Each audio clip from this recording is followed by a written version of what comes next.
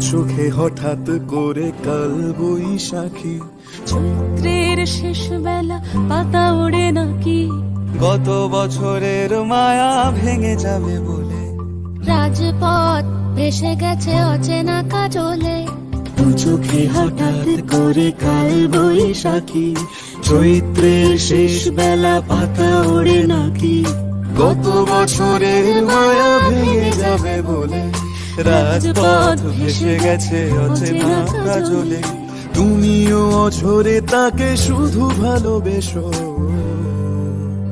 এসো হে বৈশাখ, এসো এসো, এসো হে বৈশাখ।